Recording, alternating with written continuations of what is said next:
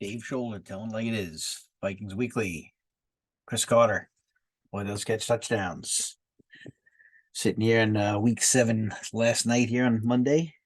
Just got to talk about a little bit of last week's games, some of yesterday's games. It's getting a little crazy out there this time of year. You get a couple of frauds this week that didn't step up, had chances to make big time hay.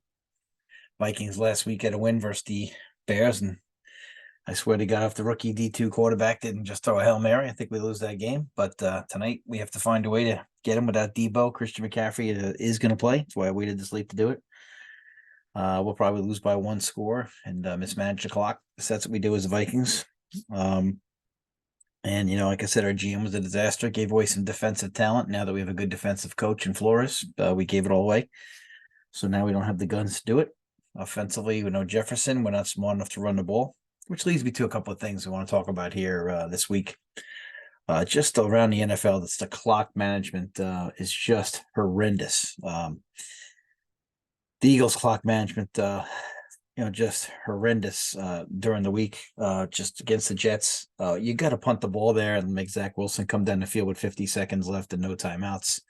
So you don't run the ball there. It's like an allergy. It's like, again, I keep telling you about this on Telling Like It Is. We talk about this all the time. Today's coach just has to find a way to force his stamp on the game, his or her stamp on the game, instead of just saying, feel the situation and win. It's like they have no feel for the game. It's just force your way up on a person, whether it's working or not, and force it. Jalen Hurts looked like crap for one of the few times in his life, and I love Jalen Hurts. I love his toughness, love his leadership, but he looked like ass. Run the ball, kick it into Zach Wilson with about 50 seconds left, and you have to go 80 yards or maybe 40 yards because they got to get a field goal. Doesn't matter. You believe in Zach? I don't think so. So then you miss a field goal. You leave him right where you need to leave him, and you lose the game. Just no brain cells at all. No brain cells. So that's one. Bills game. McDermott is going to be on the hot seat. If this team has an early exit this year, this man will be on the hot seat. This team looks flat as a pancake. So last week versus the Giants, just horrendous clock management also. Misses a field goal, gives the Giants the ball at midfield. Kick the Giants in. They got a backup quarterback in the game. I don't care. Tyrod Taylor, I love him. 13-year vet. Great. Understand the freaking time and score. Just incredible. Which leads me to another point about the football these days. Second and short. Does anybody I think that everybody's allergic to running the damn ball on second and short. It is unbelievable that nobody can run the ball on second and short. It's like an allergy. Next thing, goal line play. I saw about 3 or 4 teams in the last week and a half with the first and goal from the 1 running out of the shotgun. So now you're 5 yards behind the line of scrimmage and you're flat. You're not getting the downhill run. Run from behind center, shortens the distance. The shortest distance between two places is a straight line. It doesn't matter. That's a fact. That's not opinion. Run the damn ball that way. So now you're starting with a guy standing still, stationary. All of a sudden you hike it, and now he's got to run 4 or 5 yards before he even gets near the line of scrimmage. It is unbelievable. It's like an allergy again.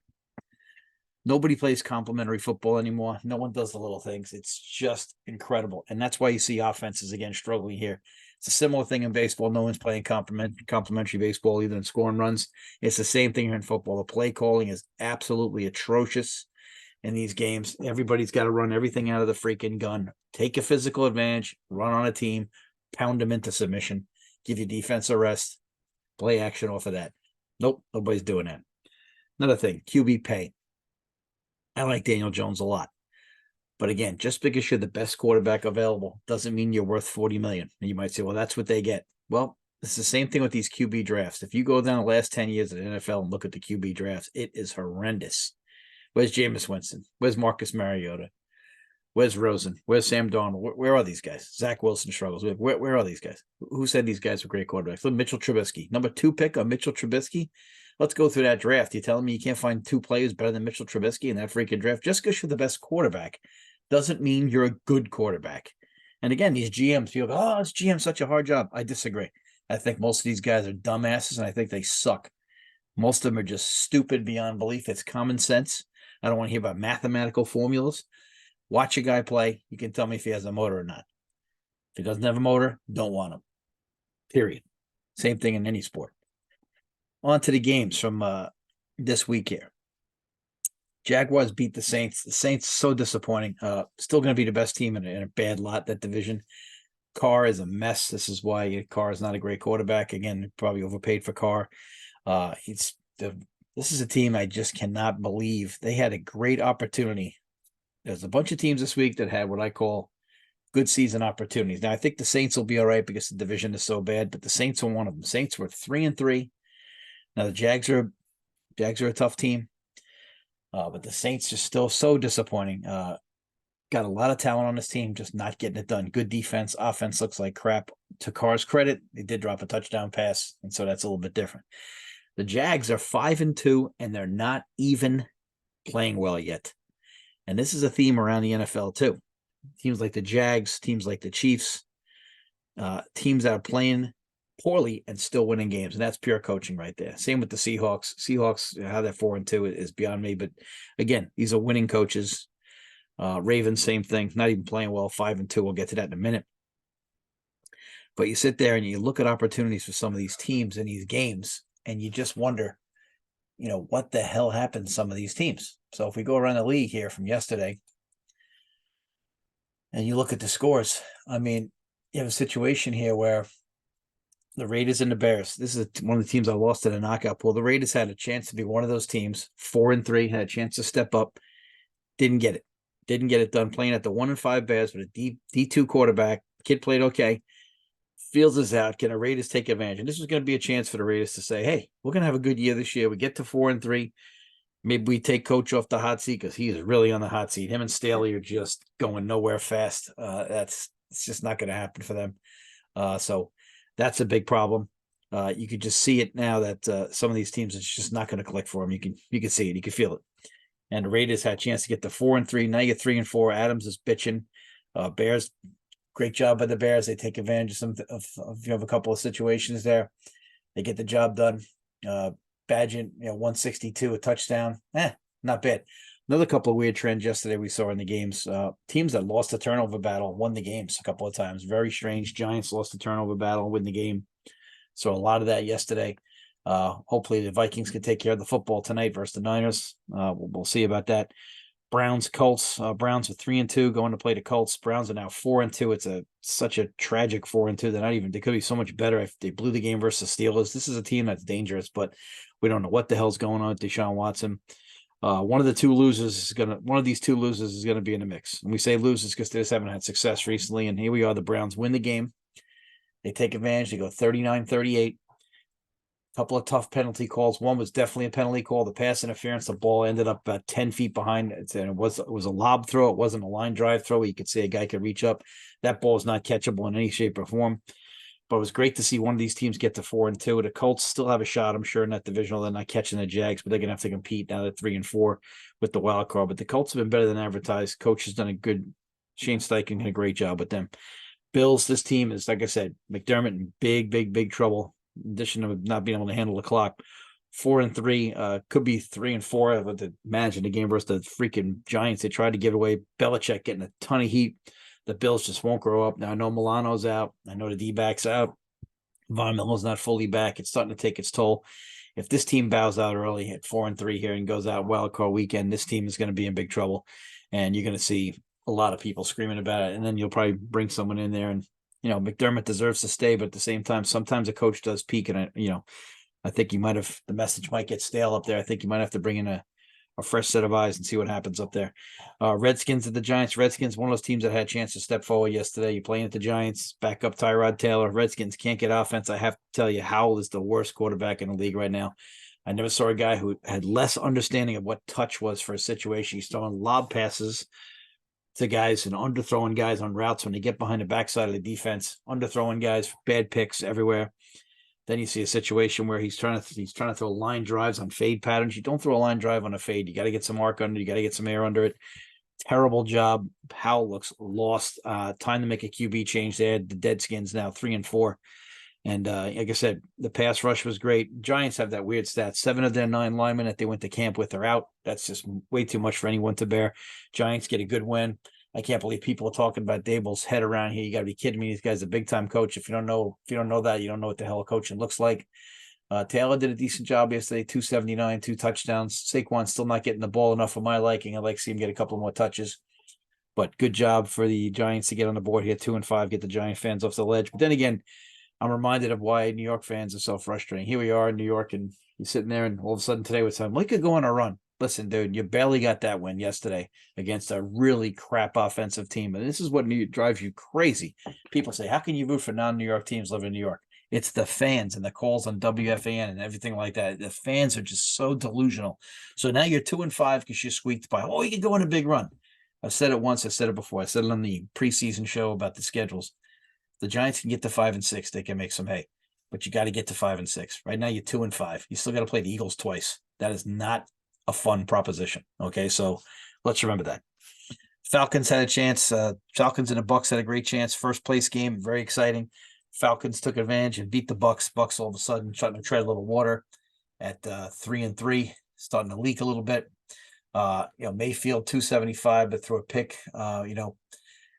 Evans for the Bucks, 82 yards, 1 touchdown. But Falcons pull this game out and basically take care of it with a late field goal and 16-13. And happy for the Falcons, get those fans back in the mix there. Ritter doing enough, I guess, is the key phrase. And the surprise of the day, Ravens just beat the crap out of the Lions. I'm sure the Lions are a lot better than they played yesterday. Gibbs did not, Gibbs ran the ball well. St. John ran the ball well, but Lamar Jackson, 357, 3 touchdowns. And, it's funny, in one of the pre-games, somebody was saying that the Lions haven't seen anybody like Lamar. It's not like a conference game where you see them often. You only see them once every 4 years, and it looked it. They weren't ready for him. Lamar had a great day, and the Ravens now 5-2. So the Lions 5-2. Lions come back down to earth. If they could have won that game, they could have maybe competed for a 1 seed. Not the case for yesterday. Got their freaking head handed to them. Steelers, Rams. Steelers just find a way. Very impressive to win this game. They had no offense going. This is the worst 4-2 team I've ever seen in my life, and I mean that from the bottom of my heart. Steelers just have a way of winning. That's what we're talking about with coaching. Mike Tomlin, this team has no business being 4-2, but Tomlin's just a steady person. Nakwa's unbelievable, 8 receptions, 154 yards. It's almost like they're forgetting about Cooper Kupp now. Rams dominated the statistical categories, but again, Steelers just come up big with 2 touchdowns in the fourth quarter, much like they did versus the Browns.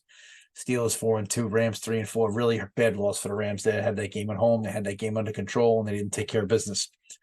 Seahawks beat the Cardinals 20-10. My other knockout pick. Thank God for the Hawks. Cards were up 10-7 in this game, but Geno and the guys got it done. Geno's having a decent season. Ken Walker, 105 yards rushing. And, very happy for Pete Carroll. Again, another guy, solid coach, 2019, 20-10. Seahawks at 4-2. This is not a 4-2 team, and Pete is just an excellent coach. And this is what we're talking about. Coaching matters. And we always say that, but, I guess I'm partial to it as a coach myself. Broncos 19-17, and I told you Jordan Love was trash. I told everybody that. People in the first week when he threw like 60% completions for like 6 yards, people were all excited. I told you, watching him, wasn't a big-time quarterback. Still wasn't a big-time quarterback. This is not the third guy in the third guy run where you had Favre and then you had Rodgers. This is not remotely the same guy. He might be average one day, but right now he's trash. Vikings got to go in there basically next week, and we got to take care of business. So the Broncos get to 2-5.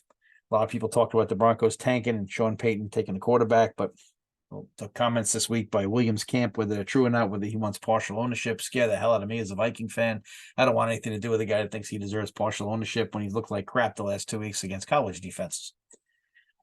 Chiefs Chargers. Chiefs just do what they do. Not even playing well yet. 6-1, and this is the difference between the Chiefs, the Bengals, and the Bills. So everybody goes, well, the Bengals and the Bills will get going, but meanwhile, you got to go through Arrowhead. So guess what? Now you're not getting it done. So here's the Chiefs. Got to be 6-1 and not even clicking yet. The wide receiver play isn't great. Kelsey, 12 catches, 179 yards. Mahomes, 424 for 4 TDs. Taylor Swift in the box. Basically, the Swifties are all pissed off online because, Mahomes' brother, who's committed, I guess, a crime in his life, is in the same box with her.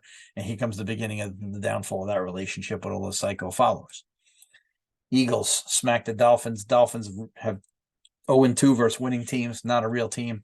They'll make the playoffs, but they're going to be a fantasy team that basically, people love them because they're putting up big numbers and people are all into fantasy sports, which, by the way, the amount of gambling in fantasy sports has ruined fandom in the NFL. I just cannot believe the amount of negativity and hatred towards individual players because someone didn't win you a fantasy game or someone didn't make a play for you, or even knockout pools. People get crazy. I play it, but I just cannot believe the amount of gambling and the amount of fantasy football has really taken the football and the sport experience and ruined fans for hatred towards players. It is unbelievable. I really believe it. And talk radios fuel it too.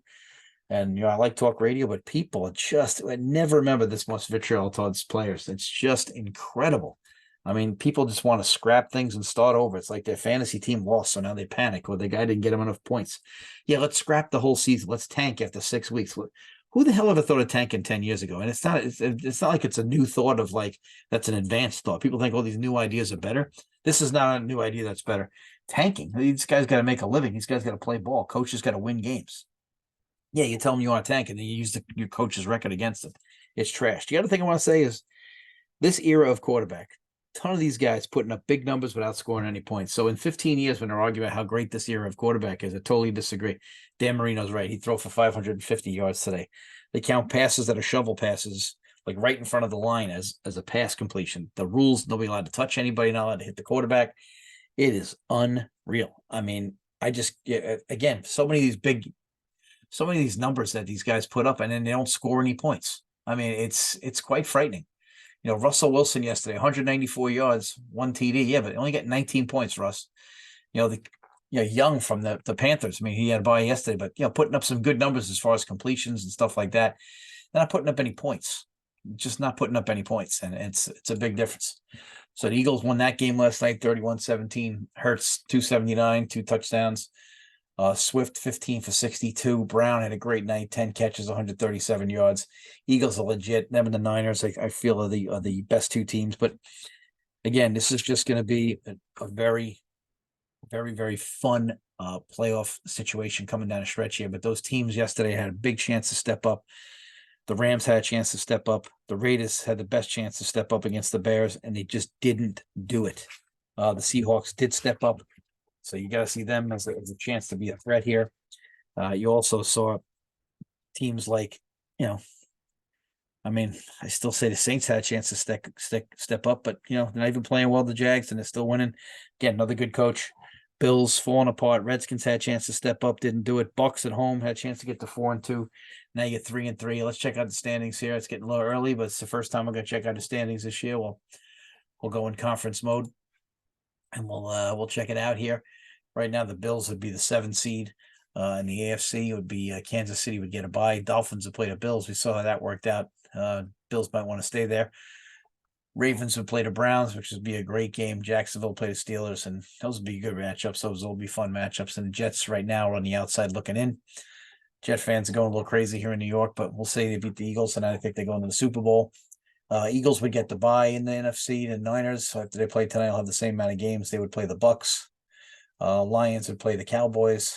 Hawks would play the Falcons. So it's been a lot of fun. Like I said, I'm really looking forward to this drive. Here we are. We're only about we're not even halfway there yet. We're about 40% of the way there.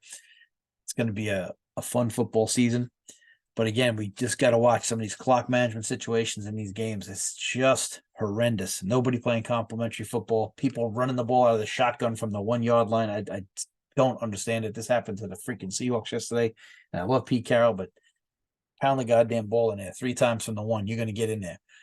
Even the Giants last week in that game, give Saquon the ball in the 1 there. He's going to score in the Bills. I know it's pass interference, but the play before that was shaky to be pass interference. I feel it was a little bit of a makeup call.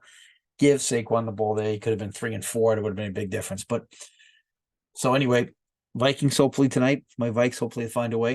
If we can get this done on Vikings Weekly, week 7. Hopefully we can find a way. Got one more team left in the knockout pool.